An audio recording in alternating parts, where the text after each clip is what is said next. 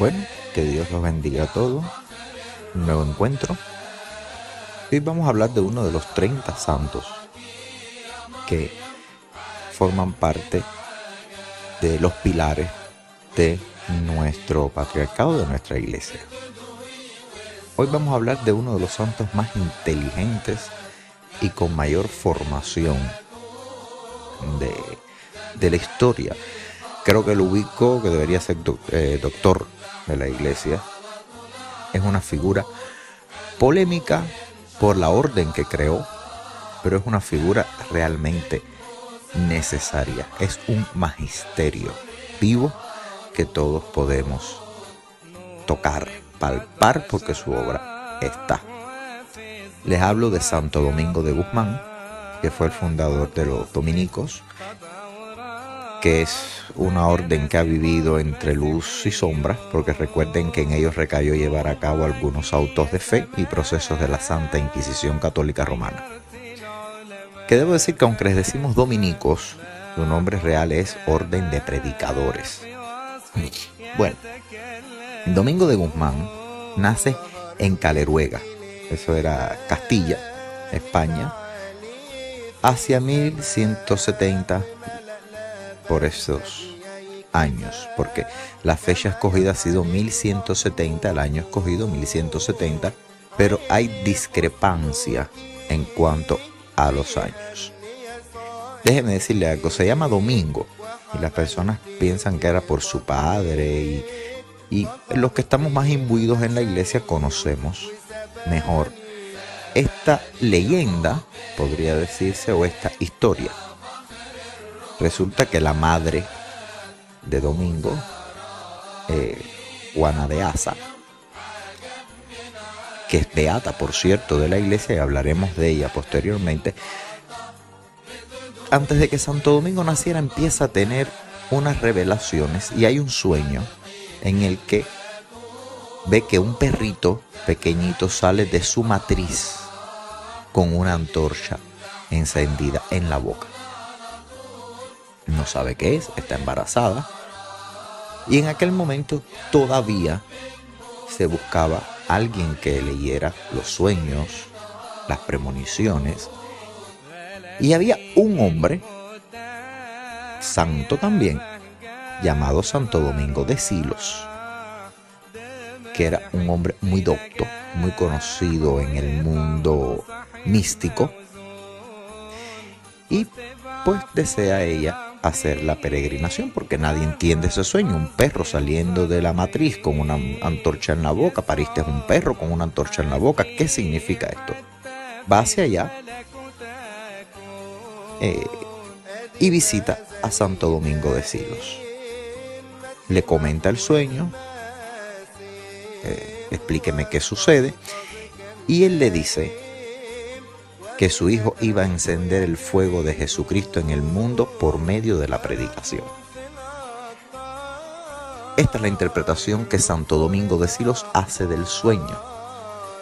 Nace la criatura a los 9 meses, nace bien, en perfecto estado. El sueño ya no tomaba un carácter, vamos a decir, negativo, sino que realmente el sueño venía por el buen camino que había dicho Santo Domingo de Silos, y se le pone por nombre entonces al niño Domingo.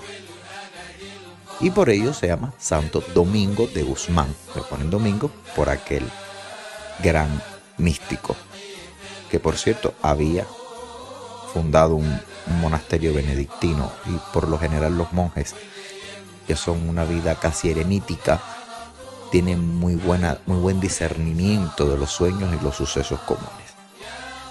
Ahora, la familia de Domingo, vamos a decirlo, como explicaba, su madre, Juana de Asa, beatificada en 1828, que realmente el nombre era Juana Garcés, después toma Juana de Asa, y tiene 2 hermanos, Antonio y Manés. Manés, ese hermano, también es beatificado. O sea, hay 2 beatos en la familia de Santo Domingo de Guzmán. Su madre, su hermano Manés, que lo ayuda mucho en la fundación de la orden y es de los primeros beatos dominicos. De su madre podemos decir que nace en 1135, también en Castilla la Vieja. Murió en Caleruega, el 2 de agosto de 1205. Una mujer de una vida de un rigor y penitencia absoluto, muy devota de la Eucaristía. Puede decirse que ella es la precursora del movimiento eucarístico. El hermano de Juana de Asa es arcipreste, o sea, un cargo bastante importante en aquella época. La beatifican en 1828 en el convento de San Pablo, en Peñafiel. Hay una urna que tiene unos trocitos de madera, a veces nadie sabe qué son. Bueno, esos trocitos de madera son restos y están juntos a los del infante don Juan Manuel, que fundó el convento de San Pablo en Peñafiel. Junto a ese fundador están unos trocitos de madera y restos de la beata Juana de Asa. Ahora vamos a decir que los restos de Juana de Asa provenían anteriormente del convento de San Pedro en Guimeldizán, en Burgos. Se trasladan hacia allí posteriormente con motivo de su beatificación en 1828. Se le adjudican milagros. O sea, la fama de taumaturgos en esta familia es vamos a decir, una marca, un distintivo. El primero es la famosa bodega de Santa Juana, de la beata Juana de Asa, que se le llama bodega de Santa Juana de Asa sin ser santa. O sea, es una beata y le dicen así, las bodegas de Santa Juana. Esto es un milagro como las bodegas de Santa Juana. Cuando su esposo Félix de Guzmán tiene que ir a la guerra, le decían el venerable Félix, pues ella vació todas las cubas de vino y se las dio a los pobres. Ahora, cuando el marido vuelve, no hay vino. El esposo llega, se festejaba, pero no había vino, y cuando busca en la bodega para enseñar las cubas vacías, pues las cubas estaban llenas nuevamente de vino. Ella le rezó a Dios y bueno, se convierte las cubas vacías en llenas de vino. Luego también está el milagro del incendio del monasterio de Caleruega en 1868. Ya ahí pues, ya había muerto. Se dice que ella intercede a petición de una monja, porque a este monasterio ya la iglesia va perdiendo un poco de poder y las mismas personas de Caleruega solicitan que no echen de ahí a las monjitas. Pero, como todo en la vida, siempre hay una mano del diablo tras las cosas, y el gobernador de Burgos manda quemar el pueblo el 18 de agosto de 68.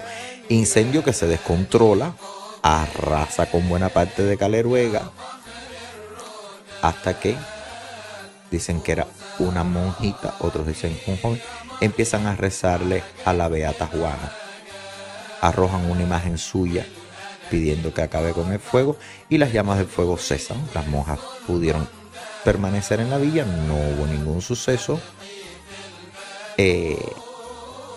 Se dice que por eso ella es patrona de los quintos de Caleruega, porque es un joven quien reza a la beata para que detenga las llamas. Su festividad se celebra el 2 de agosto, su hijo el 8. Y con esto quiero decirle que es una familia de muchos milagros, de muchas intercesiones piadosas. Y Manasés de Guzmán, decía Manasés, está escrito como Manés de Guzmán, pero realmente iba para Manasés, y se acorta el nombre a Manés de Guzmán. Pero muchas personas decían Manasés como el nombre bíblico, y se acorta y se deja Manés. Igual, nombres bíblicos, familias religiosas por todas partes. Manés de Guzmán, que es su hermano, nace en el 1170 y muere también en Caleruega en 1234. O sea, felicidades para el pueblo de Caleruega por los regalos que nos han dado.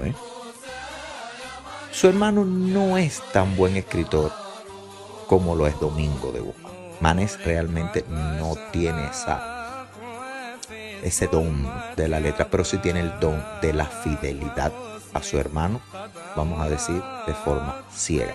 Incluso lo envían a París cuando se funda el convento de Saint-Jacques, Santiago, y lo acompaña Miguel de Fabra, va a España para consolidar ya las bases de la orden, porque las desarrolla primero en Francia cuando lucha contra los cátaros, pero también pretende hacerlo en España, y en España con más fuerza. Entonces su hermano realiza todos los viajes que Domingo le va encargando. Siempre iba Miguel de Fabra, siempre iba con él, para poner en orden las casas de la fundación. En 1219, igual su hermano le encomienda que atienda a unas monjas dominicas que se encontraban en un convento de Madrid. Tiene que llegar allí, poner orden, regular la disciplina. Domingo de Guzmán fue un santo que canoniza muy rápido, porque su hermano Manés, el 3 de julio de 1234, cuando canonizan a su hermano, va rápido a Caleruega y dice: oigan, a este hombre que se acaba de canonizar tenemos que hacerle una iglesia, porque es que él es de este pueblo, ha nacido aquí. Y sería llamado luego, se realizó una especie de iglesia, luego que más tarde sería un monasterio de hermanos contemplativos. Y Manés murió en el monasterio de San Pedro de Guimardí-Izán. Allí se encuentra enterrado. Con esto quiero decir que es una familia llena, plagada de santidad. O si no de santidad, vamos a decir una familia plagada de las virtudes del cristianismo arraigado en ellos. Recuerden que un tío es arcipreste. Arcipreste de Guimardí-Izán era Gonzalo de Asa, que toma la tutela de Domingo desde los 7 hasta los 14 años, de 1176 a 1184. O sea, lo toma directamente y bajo su tutela, y le enseña, vamos a decir, casi todo, en dogma, en preparación. Se estudiaba mucho en aquella época, incluso artes que hoy decimos no, hoy no se estudian, hoy no son necesarias, se estudiaban, y mucho menos, y mucho más si tu familia era una familia, vamos a decir, de alcurnia, porque Gonzalo de Asa es arcipreste de Guimardí-Izán, su tío. De los 14 a los 28 años, entre 1184 y 1198, se va a vivir a Palencia.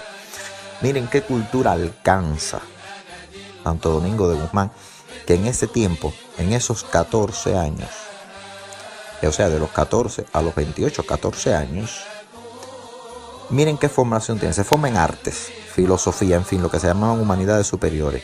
Luego teología. Luego, practicando el magisterio, se gradúa en el Colegio General de Palencia. O sea, tiene unas capacidades cuando se estudia teología, artes, humanidades, docencia.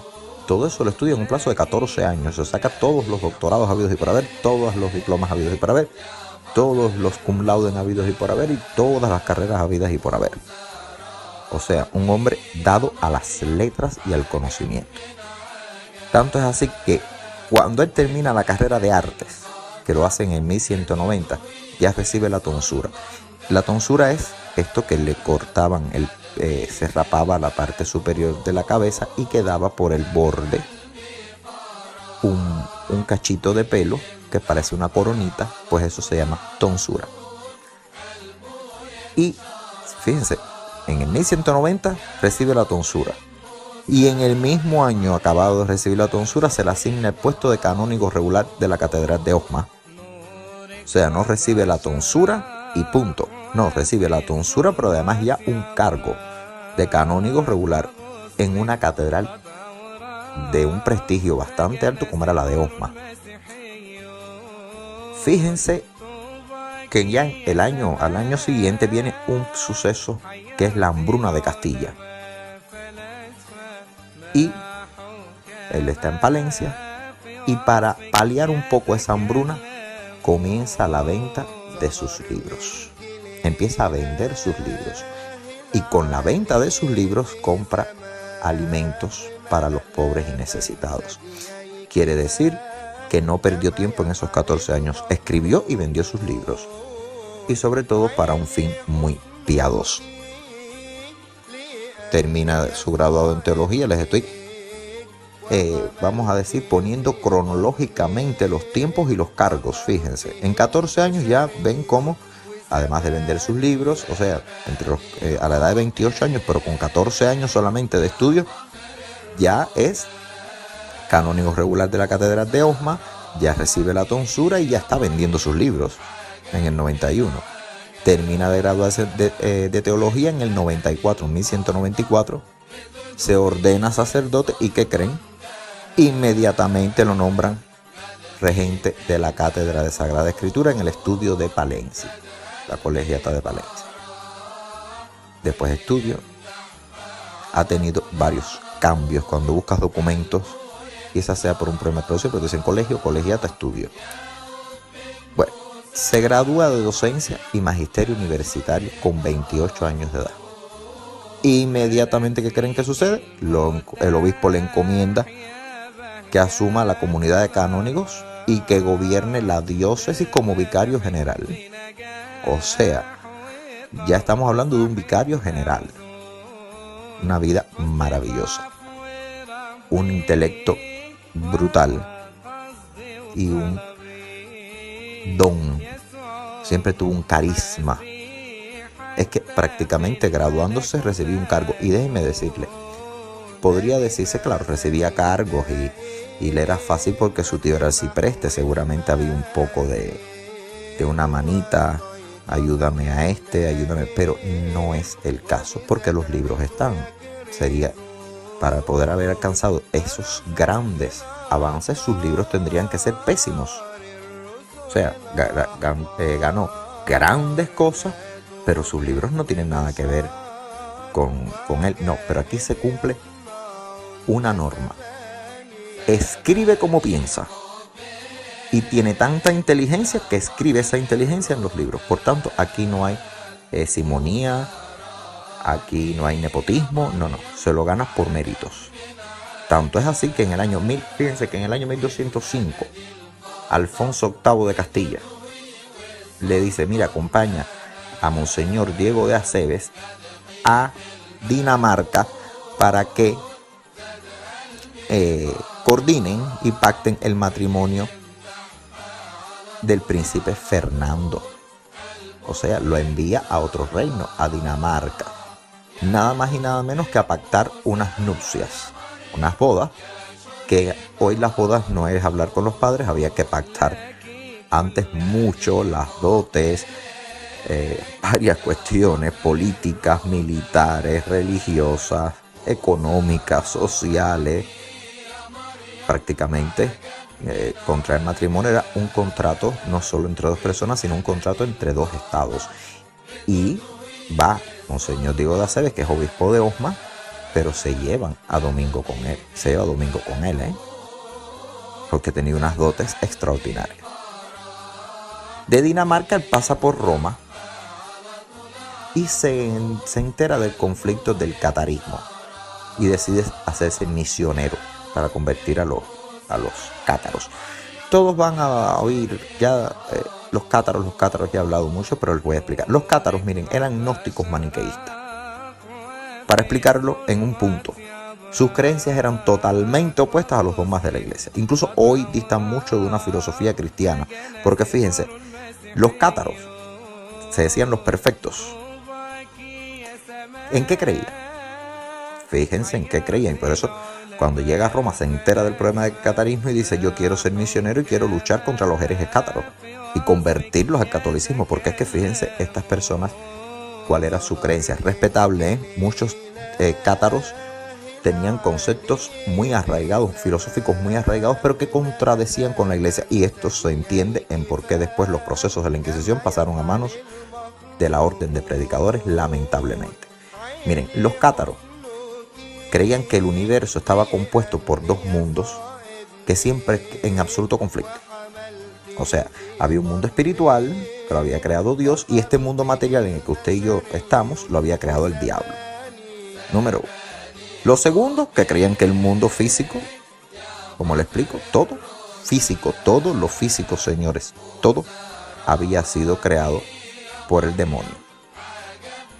Tercero, que el reino de Dios, al no ser de este mundo, Dios creó cielos, creó las almas, pero todo lo demás, las guerras, incluso la Iglesia Católica, había sido creada por el diablo con una realidad, una realidad terrena. La difusión de la fe en la encarnación de Cristo era una herramienta de corrupción. O sea, todo, señores, lo que habita en este mundo para los cátaros estaba creado por el diablo. De ahí que había que llevar una vida de completa perfección. Eran ascetas, vivían con una rectitud que no se sabe ni cómo vivían, porque aquí les explicaré. También creían, mire, ellos creían en la reencarnación, no en la resurrección, sino en la reencarnación. Usted tenía que vivir varias vidas hasta que fuese capaz de entender lo que era la visión de la divinidad, y así poder irse de este mundo material al mundo espiritual. Estas cosas tienen un sentido. Hoy lo podemos ver reflejado en otras corrientes de pensamiento, pero en aquellos momentos no. Ahora, la única forma de escapar para los cátaros de este mundo era el ascetismo. O sea, no se podían corromper por nada de este mundo. Y aún así se corrompían, porque se tenían que alimentar, y eran los grandes conflictos. Por eso le decían que eran los perfectos, y decían que ellos eran los herederos de los apóstoles. Por tanto, negaban la iglesia, negaban todo. Ponían todo en duda. Incluso el bautismo lo negaban. ¿Por qué negaban el bautismo? Pues les voy a explicar. Miren qué fácil. Decían primeramente que el elemento agua es material, y por tanto, si es material, lo ha creado el diablo. Y segundo, porque el bautismo lo implementa y lo crea, es una institución de Juan el Bautista, no de Cristo. Por tanto, no se bautiza. El matrimonio, tampoco. ¿Para qué se necesita procrear? No, aquí no hay matrimonio. Es un error traer un alma pura al mundo material y aprisionarle en un cuerpo. No, entonces no se puede casar la persona y no se puede tener hijos, porque usted está trayendo un alma pura y la está encerrando en un cuerpo. Por tanto, es pecado. Por tanto, no hay matrimonio. Y por tanto, el celibato más estricto, Y otra cuestión, fíjense si eran duros en su práctica, que rechazaban comer los alimentos que procedían de la generación. O sea, miren, los huevos no lo comían, la carne tampoco, la leche tampoco. Así una lista enorme en el que se incluían los peces. Sí, ustedes dirán los peces. Los peces en aquellos tiempos se consideraban frutos espontáneos del mar. Por tanto, no se podía comer pescado tampoco. Su fortaleza, donde estaba el núcleo de cátaros más grande, era en el castillo de Montsegur. Era una fortaleza santuario que tenían ellos por allí. Y ahí es donde, vamos a decir, estaba su bastión, pero realmente ellos ya estaban regados por toda Europa. Entonces Domingo, al ver esto, comienza a formar el movimiento de predicadores, se pone de acuerdo con el Papa Inocencio III, y ya en 1206 se establece en Languedoc para practicar una misión, una evangelización de los cátaros. Les comienza a predicar, a evangelizarlos nuevamente. Y en 1206, mismo año, establece una casa femenina en Pruille. En Pruille ahí establece una casa femenina. O sea, es de las primeras órdenes, igual que los franciscanos, que incorporan a la mujer en sus movimientos, que después eran llamadas órdenes. Domingo de Guzmán tiene una característica, que es que en los escudos, antiguamente, los blasones de la orden de predicadores, aparecía como simbolismo de Santo Domingo de Guzmán 3 mitras. La mitra no es más que ese tocado, vamos a decir, a tipo de corona, que saben que es de 2, que son las puntas, que se usan los obispos y los arzobispos, lo utilizamos mucho, deben haberme visto, es un tipo de tocado, tiene dos extremos, dos cintas en los extremos que son las ínfulas, que significan Antiguo y Nuevo Testamento. Eso se llama mitra, y esta mitra en las iglesias ortodoxas es parecida tipo corona, tipo gorro, y no tiene ínfulas, pero esto significa que eres del orden episcopal, que eres obispo, arzobispo o patriarca. ¿Y por qué hay 3 mitras en sus escudos? ¿Por qué rechaza ser obispo? Primeramente de Conserans, le dan el obispado de Conserans, lo rechaza. Después le dan el obispado de Comminges y lo rechaza. Y después le dan el de Béziers y lo rechaza. O sea, rechazó 3 veces ser obispo y por eso aparecen 3 mitras en su escudo.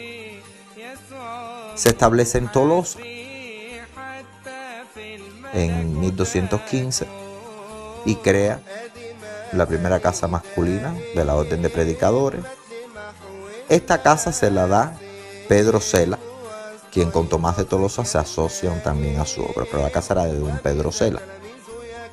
En septiembre llega de nuevo a Roma, hace un segundo viaje, acompañando al obispo de Tolosa, Monseñor Fulco, y asiste al cuarto concilio de Letrán. O sea, está en momentos muy claves de la iglesia, el concilio de Letrán, que declara, por supuesto, el problema del catarismo y el problema de tantas otras herejías, y también aprovecha y le solicita al Papa que le apruebe la orden como organización religiosa, pero de canónigos regulares.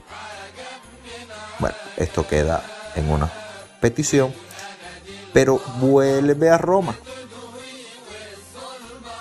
O sea, de regreso de Roma, habla con sus compañeros, ellos escogen para ellos la regla de San Agustín y vuelve en 1216, vuelve otra vez, hace un tercer viaje a Roma. Ya cuando llega a Roma, ya lleva la regla de San Agustín y un proyecto de constitución para la orden. Fíjense qué rápido, que el 22 de diciembre de 1216 ya el Papa Honorio III, por una bula que era Religiosam Vitam, le aprueba, le confirma la orden de predicadores. O sea, él va en septiembre a Roma con esta orden, con la regla de San Agustín.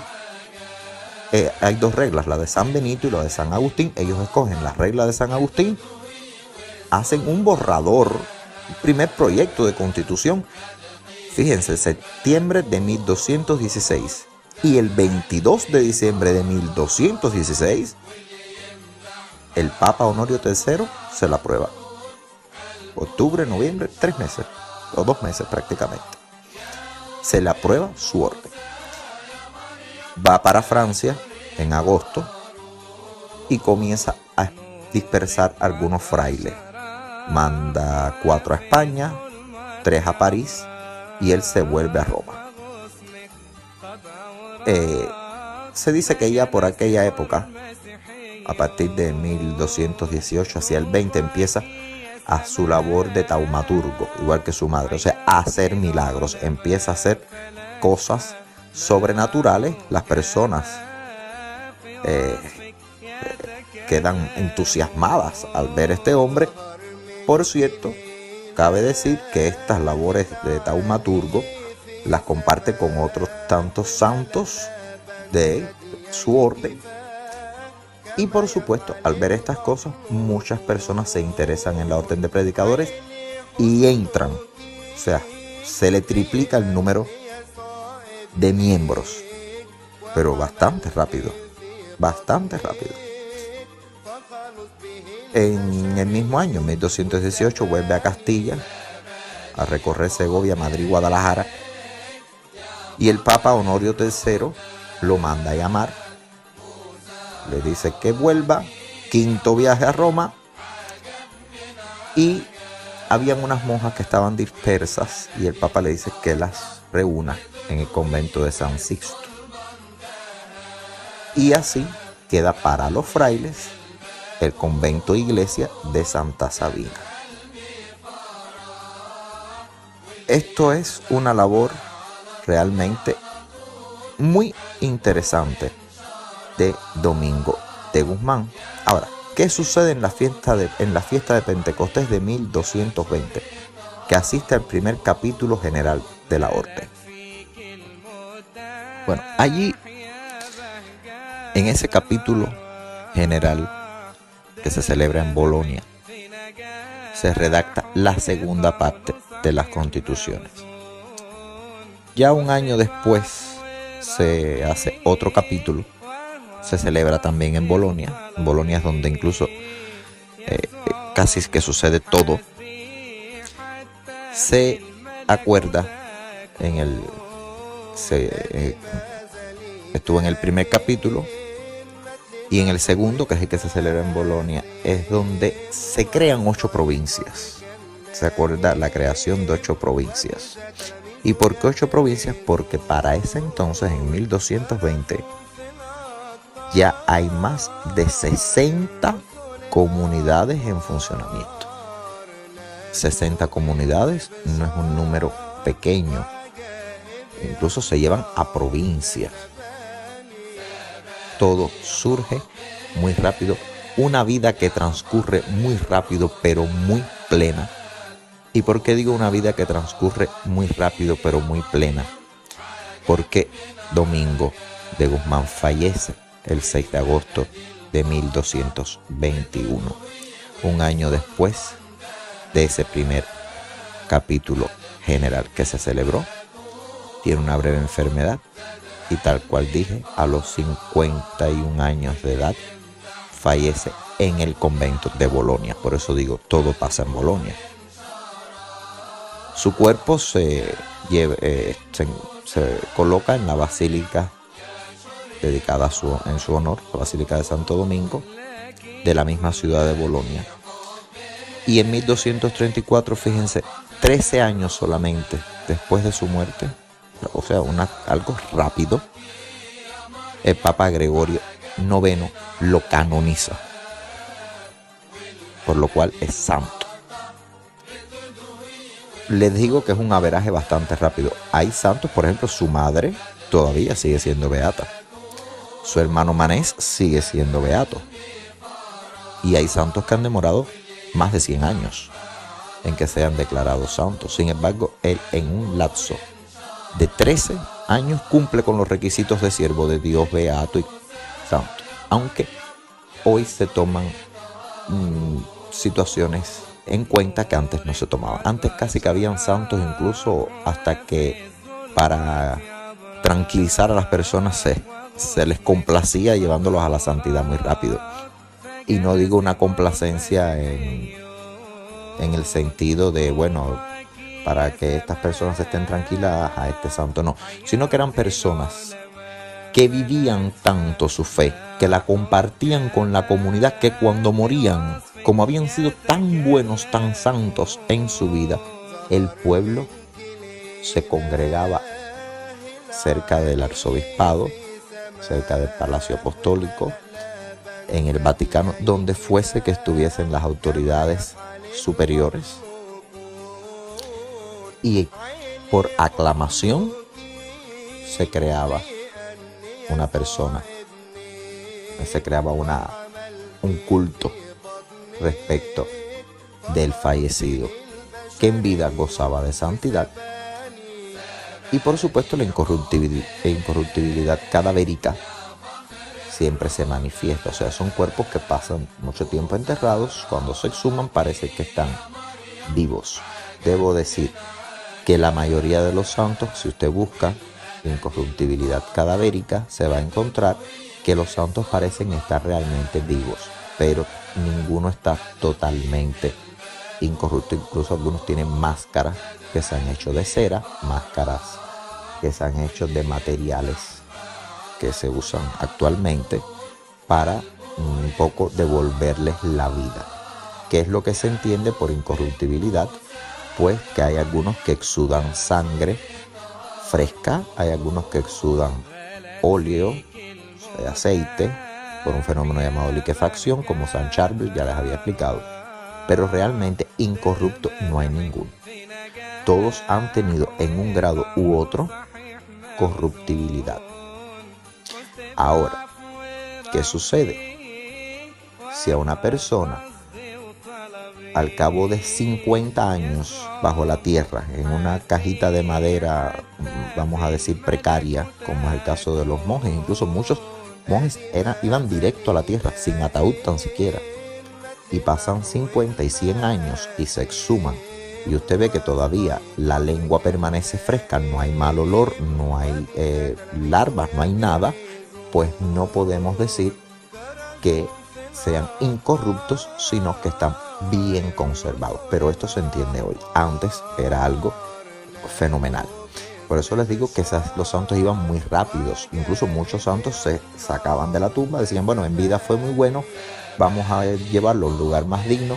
Se exhumaba, y cuando se exhumaba decían, pero si parece que está vivo, se puede, los miembros, las manos se pueden abrir y cerrar, puedes movilizar las extremidades. Incluso algunos permanecen en forma sedente, quiere decir que están sentados. Monjas incluso están en la sala capitular, en una silla, están sentadas allí. O sea que tienen hasta flexibilidad.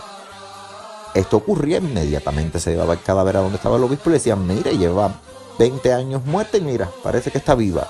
Y claro, se decía, bueno, sí, esto se iba corriendo el rumor popular y se congregaban muchas personas en las plazas y decían, oye, es que es santa, porque en vida hizo esto y ahora miren, ni siquiera la muerte ha podido llevarse su santidad. Se decía así, de que la muerte no era el final, de que todavía Dios había puesto en ese cuerpo una incorruptibilidad de cuerpo y alma. Esto es una breve anotación, hablaremos de los santos y de los procesos en otros podcasts.